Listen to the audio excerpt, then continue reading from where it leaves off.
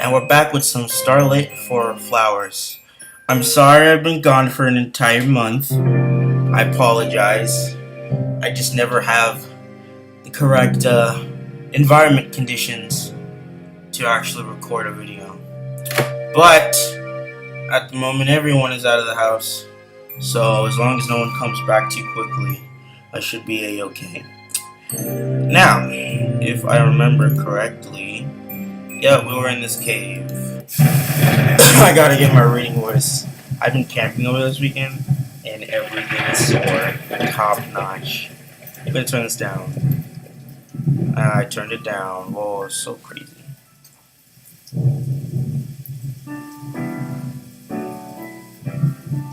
What? Oh, that was a dryer. Scared me. Anyways, the two of us ran over to the cave as fast as we can. We enter, certain we'll find Alice inside. The cave is dark and cold, and I can't see a thing. Alice? There's no response. A loud rumble of thunder strikes through the air and causes the cave to tremble beneath our feet. Alice's familiar scream fills my ears, and I see her running towards me with a flash of light in the cave. Alice runs straight to me and buries her head against my chest. She sobs as I try to comfort her by stroking her back, just as my mother did for me all those years ago. It's okay, Alice. Another rumble of thunder fills the cave, and this time Cirrus clings onto me. She holds onto my free arm, hugging it against her chest. At first I thought she was joking, but she seemed genuinely afraid. I don't know, that doesn't look like a face but I guess, there's only so many expressions you can draw. This must be an old sight. A small girl with too tall. An odd sight, not an old sight. They didn't do that back in the old days. This wasn't a thing. Two tall young women hanging onto her for protection, like they're chickens. I mean, they really are children's. I don't know. Why did I say chicken? I got problems. Maybe I'm hungry. I don't know. I've eaten several things today, but I never know it myself. Let's sit down. They respond by pulling away from me so I can move. I lead them to the back of the cave and sit down, my back against the wall. The two of them sit on either side of me and rest their heads on both my shoulders. Alice is still sobbing a little to my left, but she has calmed down. Yawning. Cirrus, I don't know, I had a brain fart and just lost the word completely. Cirrus, on the other hand, she's too sullen to be her usually fiery self. She is fire, isn't she? I mean, she looked like she could be some form of heat. I don't know. The thunderstorm is still going on outside. It causes the cave to tremble every so often. At least it's dry in here, safe enough to sleep for the night. We're lucky Alice found this cave. A story. I'll tell them a story. One of the stories Mother used to tell me. The one of the first star, Irina. It used to be my favorite one as Mother named me after the first star. I don't know why that took so long to come out. My name is actually an anagram of Irina. Oh, is that true? Is that so, is what I meant to say. Whenever I was afraid or upset, I'd ask her to tell it to me, and she always did. It's one of my fondest memories of her. Once upon a time, Once upon a time, there lived the moon. Okay, he was the only light that the humans could count on at night. The humans appreciated the moon's light and would often send him prayers. Even so, the moon was very lonely, and he had lived in the dark. He didn't live in the dark yawn. That would be terrible if you were punished by yawning for eternity. Think of those tears, man. Anyway, blah blah blah. Lived in a night star in the dark night sky on his own. He longed for a family. One night the moon met a girl, a sickly girl who would pray to him each and every night. The girl's name was Arena, and she was dying. She didn't have much longer to live, and she had nowhere else to turn to in her time of need. So she turned to the moon. She and the moon soon became good friends, but it was hard for the moon. It was hard for the moon as she was dying in front of him every day. He had finally made a friend and he didn't want to lose her. When Irene was on her deathbed, the moon told her he would grant a wish to her. Fucking words. The moon told her she would grant a wish. Why can't I read? He would grant her one wish before she left this world, but she couldn't. But he couldn't save her life.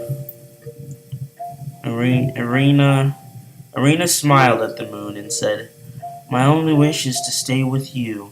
Won't you allow me to accompany you in the night sky?" As her words, At her words, the moon began to cry. When Irene passed away, the moon took her spirit and gave it new life. She was reborn, and she became the first star in the ever to go in the night sky alongside the moon.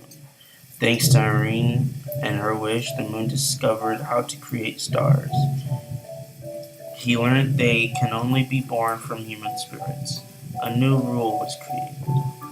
In return for the moon's light, when a human dies, their spirit shall give birth to a newborn star, and that star shall shine bright in the night to keep the moon company.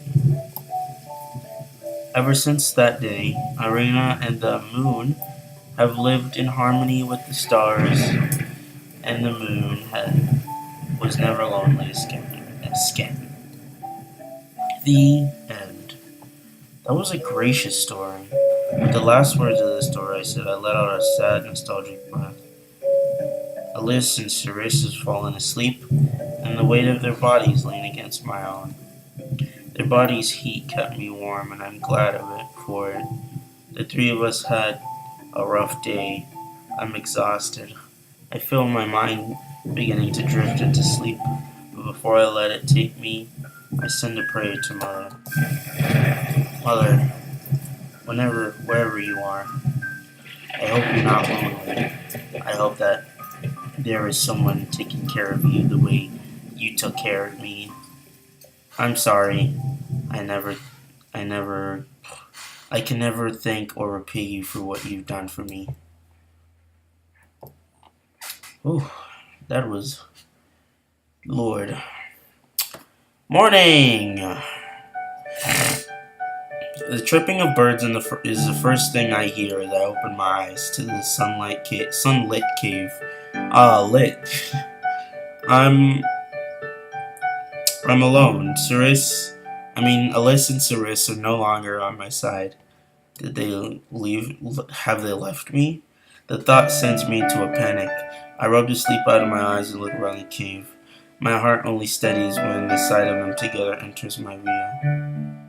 They sit at the entrance of the cage, their back turned to me. It's strange seeing them so close to each other, and so quiet, too. It feels wrong watching them like this. I feel like I should say something and let them know I'm awake, but I don't want to disturb them. It seems as though something important is about to take place between them, so I wait, and it wasn't long before Cerise broke the silence. Alice, I'm sorry. I know I haven't treated you fairly as of late. I've only been thinking of myself. I don't know. I don't know how you feel about any of this. I guess you're right about me. I really am inconsiderate. Serious. I'm afraid of thunder too, you know. I never wanted to. I never wanted you to find out because I had to be the brave one when you were afraid. When you know this, now you know the truth. I'm not. I'm nothing but a selfish coward. Alice tears up at this point, but Cirrus doesn't. She smiles at Eris. It's okay to be afraid, Cirrus. I don't have. You don't have to pretend, especially not for me. I've mistreated you too. I'm sorry. You must be. You may be inconsiderate, though you've always been there for me, and it meant a lot.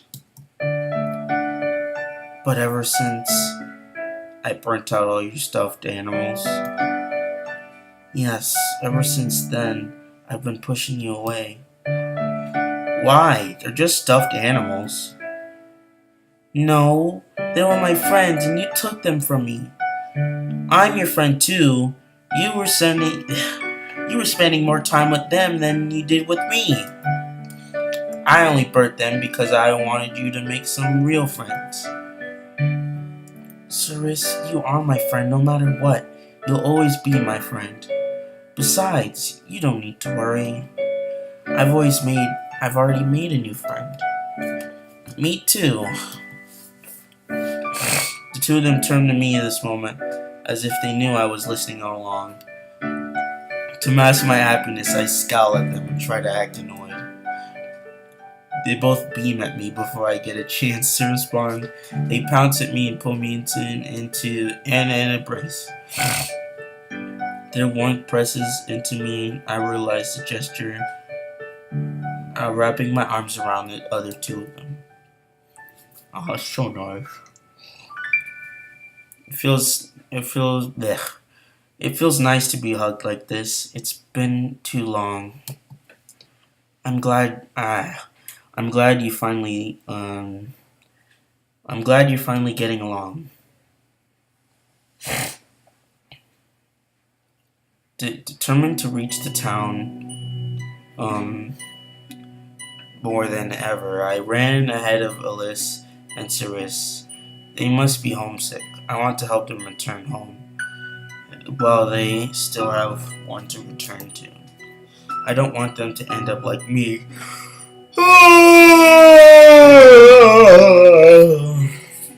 Yawning. Christ, I don't know, I'm so tired. Okay. I don't want them to end up blah blah blah. This is what I think as I run. I have to help them somehow. Hey! Wait up, Einer! The two of them chase after me, but I don't plan on stopping. I don't plan on stopping or slowing down. Now, oh, that's cool. Until I hear the sound of rushing water nearby, I stop in place. Cirrus runs into the back of me. Ow! Are you crazy? Did you hear that?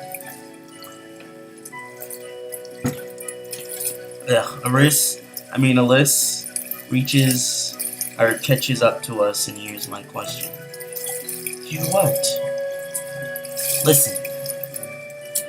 The sound is clear as day to me, the relaxing sound of rushing water. It's just up ahead. We have to find it. Come on. Without an explanation, I ran. They followed. I think they're used to me by now. That's a nice river. It's not long until I find myself standing in front of a beautiful, shallow river. The water glistens under the sun's rays, and it's overflowing a little bit from last night's rain. Rivers are blessings on hot days like this. It feels amazing just to stick your aching feet into cold water. Yes, water! Aris kicks off her shoes and runs straight into the shallow water. She sits in the river and kicks her legs up and down, splashing water all over her surroundings. Thankfully, Alice and I are safe from her watery assault. I smile. A smile appears on my face at the sight of Ceres. Her reaction is just how I'd expect a child's to be. How lovely. Alice says this with a frown. I'm starting to think she has a grudge against water or something. It wouldn't surprise me. Ceres turns to the two of us, a mischievous smile on her face. Come on in, you two. The water is nice and cool. No way. Ah, party pooper. Einar, what about you? I'll do it at my own pace, thanks. Ceres pouts, but doesn't say a word. She continues to splash around like a giant child in a puddle. With a sigh, I remove my shoes and socks and set them aside. The grass grows great between my toes. I take a seat on the riverbank. The water shimmers before me, and I dip my feet into the coolness of it. I can read. I know. Public reading is something I'm particularly good at. That's a lie. That's such a lie. Anyways, the water leaves my feet feeling. Wait, the water leaves my feet feeling refreshed. Okay. I scooped up some water with my hand and splashed it against my face to help pull myself down. How is it? I don't know. I completely forgot how to pronounce it. Alice. That's what I call her. Alice is now beside me, almost hiding behind me. Ceres is to blame for that. It's nice. You should join me. Try as I may, I send her an encouraging smile. She seems to shy away, averting her eyes from my gaze. Just when I think she won't do it, she proves me wrong. She removes her shoes one at a time, placing them beside mine. Alice then sits next to me on the riverbank, slowly dips her milky white feet into the river. She seems to relax. I can see by the look on her face that she finds it as refreshing as I do. But I still ask, what do you think? Elise flushes at my question. You're right.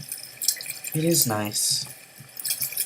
She smiles my way, and I don't think I've ever seen her smile like this before. She looks truly happy. My heart skips a beat. I'm lost of words. Hey, Liz! Ceres smiles mischievously at her friends. What is it, Ceres? Alice isn't pleased to have Ceres's attention. Ceres, fuck, I skipped, shit. In an attempt to protect myself, I put my arms up, but it's no use. Ceres's splashes soaks both of us. When she stops, Ceres smiles at us, happy with her little stunt. Alice, on the other hand, looks furious. You idiot! My dress is soaking wet, thanks to you. Yup, now you don't have an excuse to join me anymore. To not join me, that's what she said. Don't worry, I'll die from the flu before that happens. Chill out, it's just a little fun. Right, Einar? Ceres smiles at me and Alice glares in my direction. Okay, this is it. It's time for some payback. With a sigh, I send a scowl Ceres's way, pretending my usual grumpy self. Then Ceres has her guard down. I lean back on my arm and kick the water with all my strength. And the salt of the splash hits her wrist. She only laughs and kicks up her own salt right back at me. The lady gives a small scream and jumps away from the both of us. That's adorable. Now we're talking.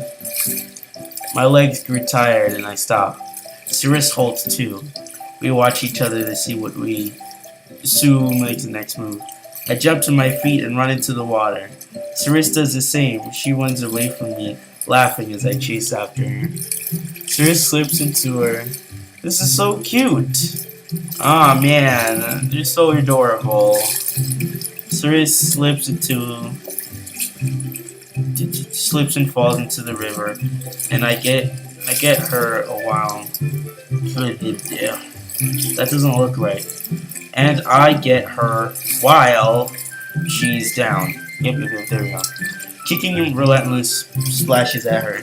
She laughs, and I eventually pulling me down into the water.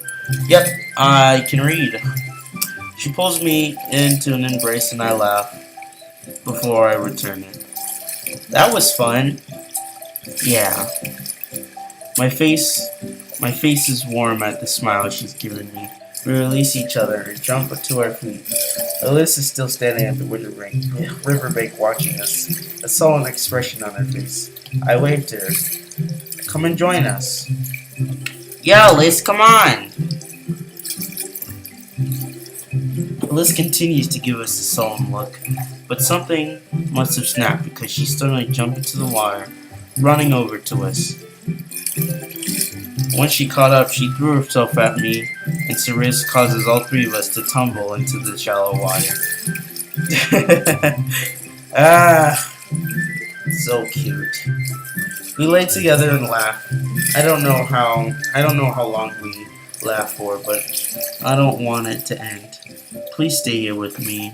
Promise me you will.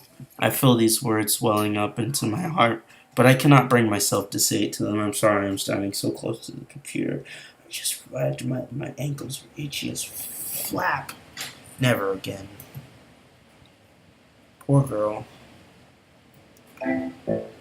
A trail of water. A trail of water. Fuck. Words. A trail of water.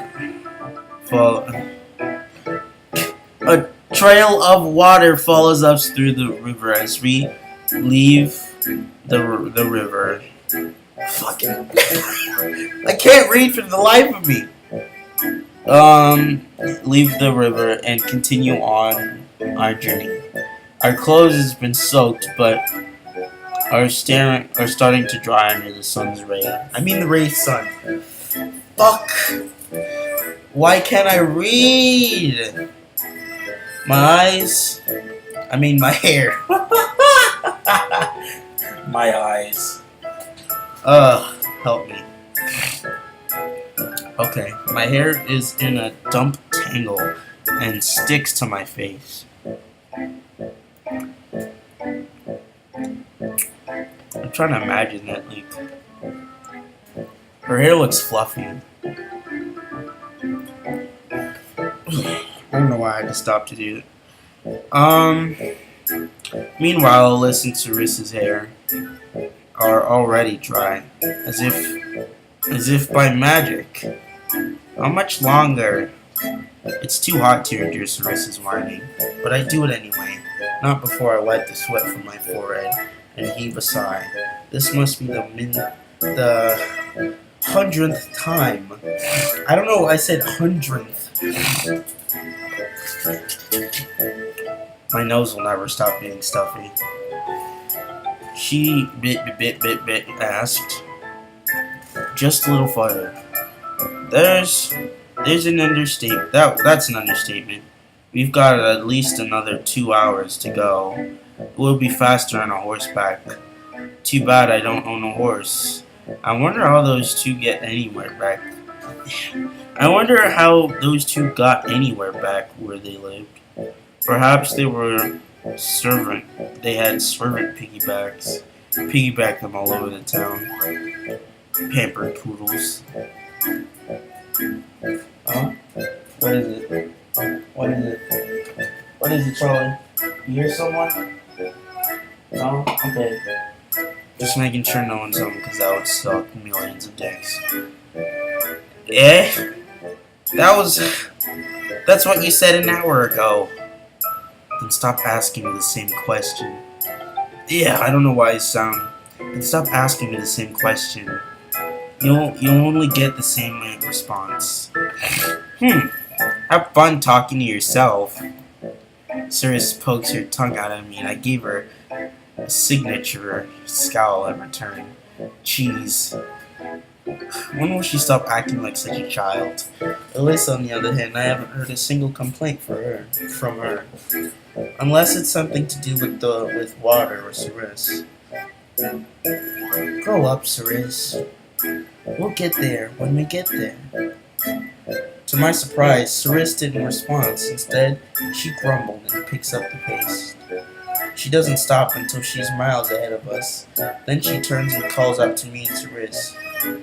Come on, slowpokes! What are you two, old women? Is this her way of exacting revenge? If so, I can only smile at her immaturity, which I am beginning to see as a charming quality of her. It's late afternoon by the time the town of Ravel comes into sight. It sits just up ahead on the flat ground where the forest ends and dirt roads begin. There's only one road. I see the trails, the tiled roofs, and numerous houses and shops, and I skip the text again. Kill me! Are we there? We're here. Finally! Cirrus beams and runs down the dirt road towards the town. Cirrus, wait for me! Alyssa chases after her, and I'm left with no choice but to run too. Like a mother chasing after her disobedient children. Quite adorable. Hey, these are cool looking houses. Why does it look like the infrastructure is on the outside of the house? I don't know. By the time I caught up with them, they'd already entered the town. I enter a moment later and spot the two of them standing out, not too far from the. I keep yawning.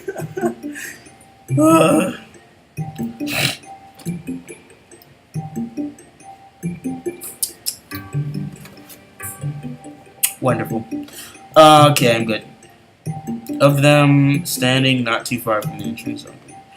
Some townspeople have already flocked around Cirrus and Alyssa. It's no surprise to me. They look like fairy tale princesses after all, not to mention their milky white skin. Most of the people who live there tend to have darker skin like me. Oh, okay. Didn't know that. They stand out big time, but I blend right in. My feet carry me towards them, but I can't reach them through the crowd. I only stand behind the strangers and watch the girls through the gap between the crowd's elbows. Alyssa looks uncomfortable, but she averts her eyes from the strangers around her. Meanwhile, Alyssa is bathing in the attention, just like her. Where did you come from? And what's your business here? We fell from the sky, and we're looking for a human who can help us return home. Where's your home, love? The sky! This girl's out of her mind. Honey, I told you this is a waste of time. Let's go. The man walks away, but the woman stays for a moment longer to speak to Cirrus with kindness. I'm sorry, dear. I don't know of anyone who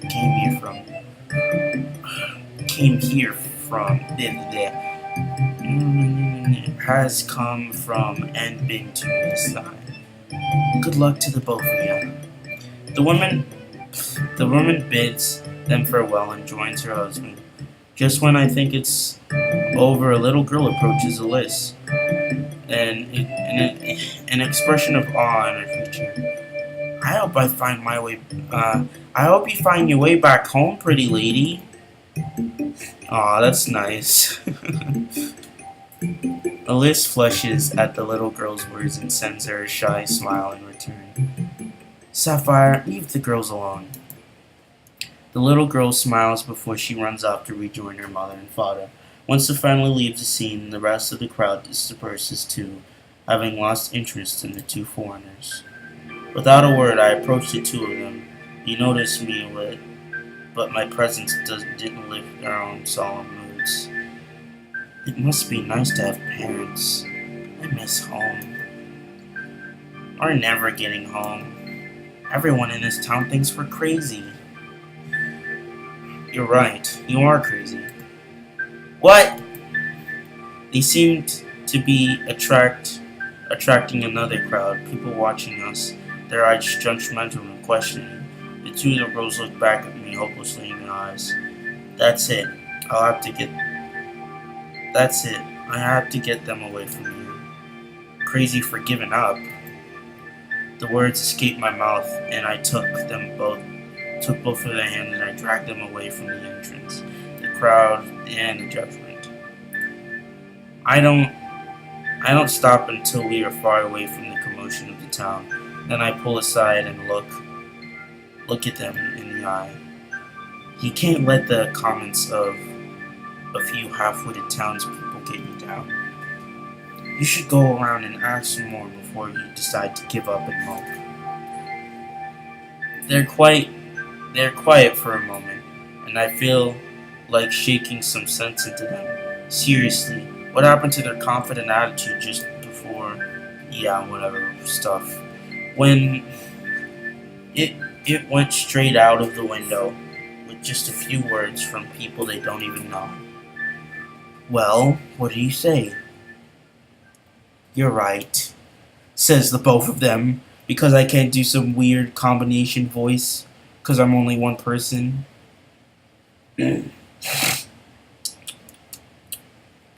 Time passes. It takes about 2 hours to knock on every door and every townspeople in sight. God, I gotta burp. Okay, false alarm. Time passes. Hold on. It's like the burp is in my throat, but it's not coming out.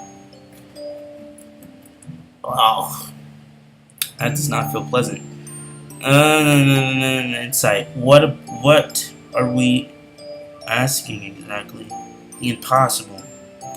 I've been questioning this from the beginning, but I still can't. I can't tell them that. I can't let them give up.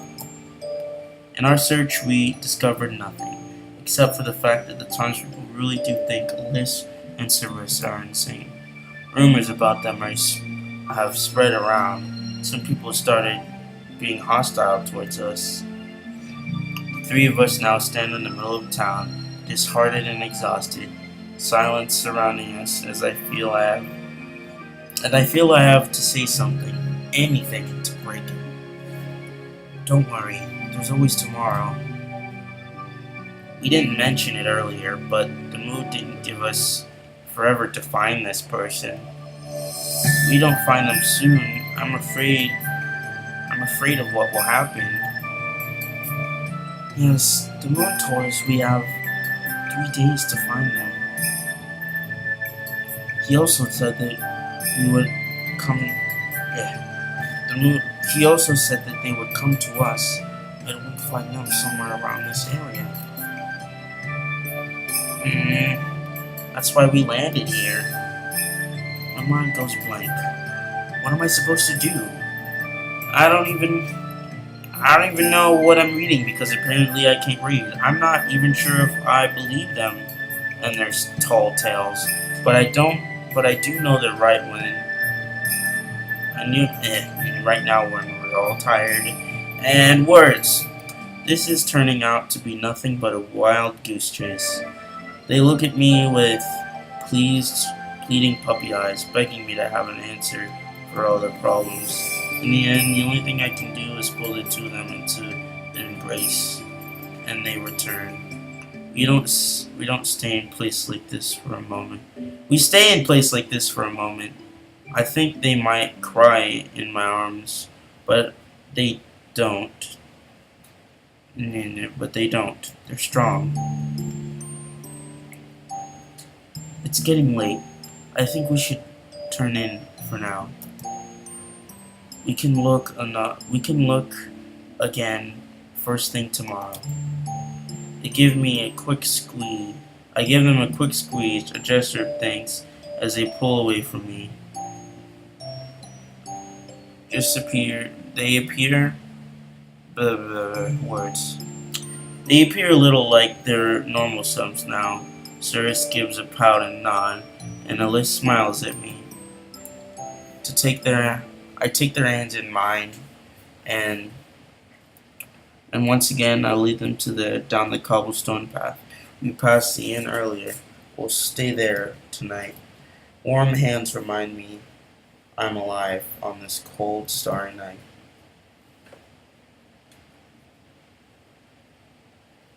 The smell of food and apple cider fills my nose as I step into the inn. It's not crowded. They only have a few. Stop! Stop making me yawn for no reason! It's just like a demon escaping me. Alright. The smell of blah blah blah blah blah. It's not crowded. There are only a few people seated at tables in the lobby eating supper. The shopkeeper notices us. He waves over to the serving counter and I approach him, while Cyrus and Alice sit themselves down at a table. He sends me a friendly smile my way, but only sends a chills of discomfort down my spine. I'm not used to being in company of men since I never grew up around any. It's not much of a surprise. Welcome, young lady. What can I do for you? My two friends and I would like a room for the night, please. A smile forces itself on my face, and it's the hardest smile I've had to give for days. It makes me realize how easily Cyrus and Alice are able to make me smile, genuinely smile. For a long time, I thought that was impossible. My hunger pains kick in at the moment, and I'm reminded that I haven't eaten all day. So much has happened. I forgot about all about the simple days deleting down necessities. Fucking. Cyrus seems to have forgotten about the food too for once. Oh. Fuck. And the hot meal would be nice. As you wish. 112 silver in total. The weight of silver fills my hand as I fish them out of my backpack. Just as I'm about to hand the coins, realization flashes in my eyes and I hesitate to take my money. I forgot to mention, we only have rooms with double beds for tonight. Is that okay with you? Only one bed? That means we'll have to share. That's fine. He takes my word for it and plops coins into his outstretched hand. The whole while I hope he didn't notice my flushing face. It has nothing to do with this old geezer. I didn't know he was old. Alrighty. There's your key. Your room's upstairs on your right. Take a seat and I'll bring your supper over to you. He hands me a key with a wooden tag attached to it, and I give him a curt nod in thanks, and I take my leave, glad to get away from him. Alice and Cyrus are still seated at their table. Ugh, no, yawn, stop.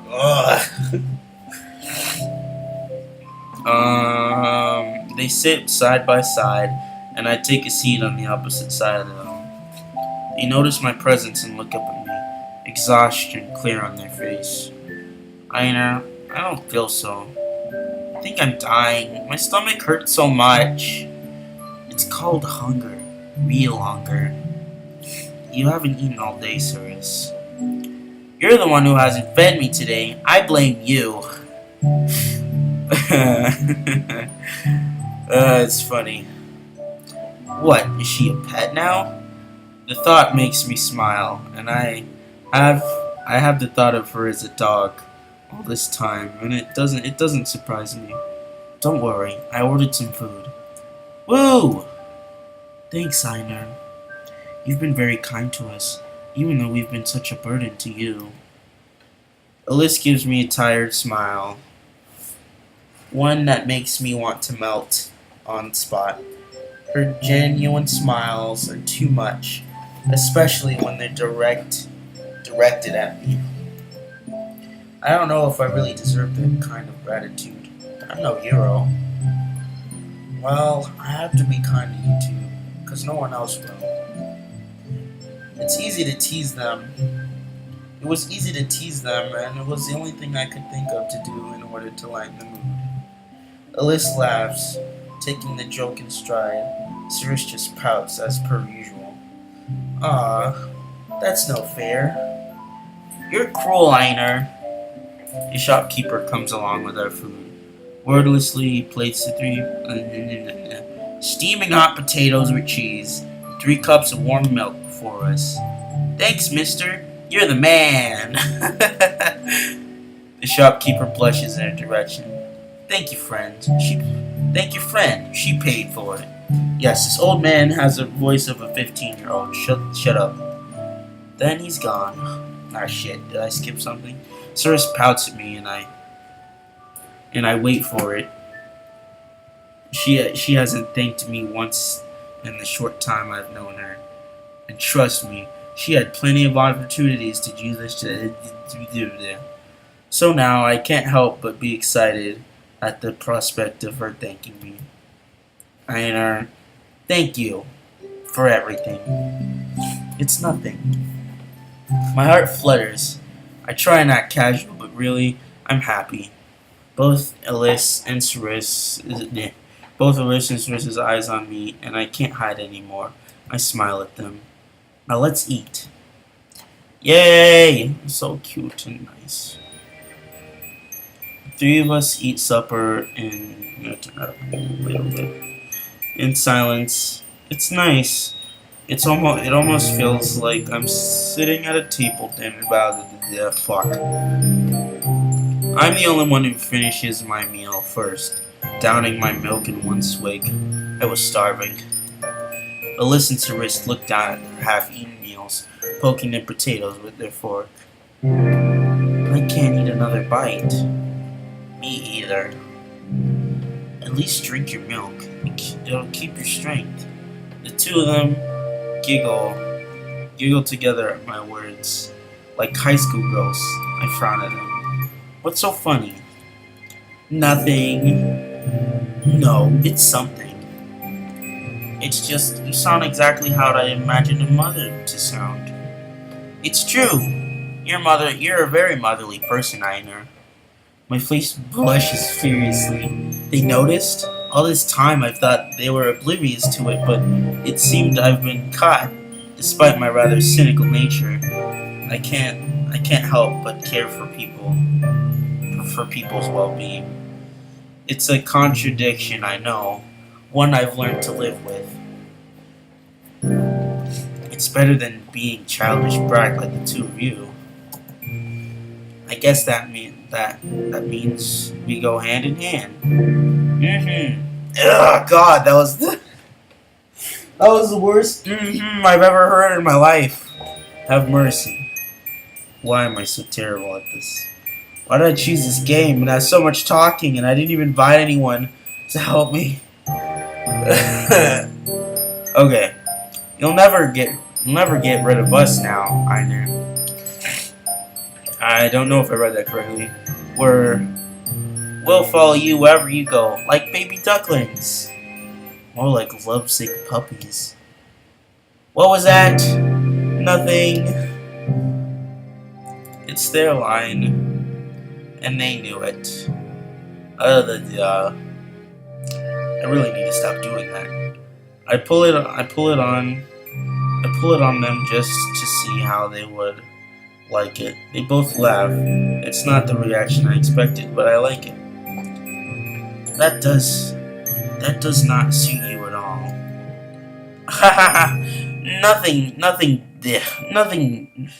Nothing do that again. Never.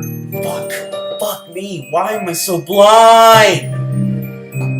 Why? Never do that again.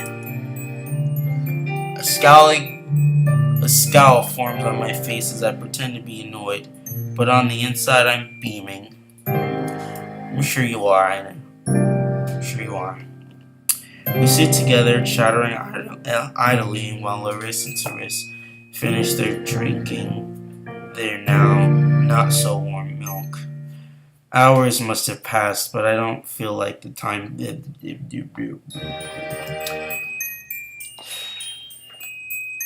Okay. Sorry, I broke down there for a second. My windpipe is collapsing! Not until it's so late that Alice, Cerise, and I are the only ones who are hanging around the lobby. All the other travelers have retired to their rooms. Alice and Cerise look like they're about to fall asleep. Alice rests her head on Cerise's shoulder, and Cerise rests her head on Alice's, in return. Their eyes are half closed, and in a matter of minutes they're both asleep. They breathe slowly, even a slight. They breathe slow and even. A slight escape. A sigh escapes my lip as I smile at their sleeping faces. It's careless to fall asleep like that, but it's just like them. I watch them and allow them to sleep for a little. It will be cruel to wake them so suddenly. They're both exhausted from the long day. It's crazy how much has happened in the last 2 days. And it's stranger how dear they have become. Oh god, this video is 47. That's almost an hour. I gotta cut these videos shorter. Well, I'm gonna read a little bit more. Let's just keep going for a bit. They have become to me in this such short amount of time. Though somehow I feel it's natural, like it's meant to happen all along. Time passes and I decide to take them to bed. They'll be much more comfortable then.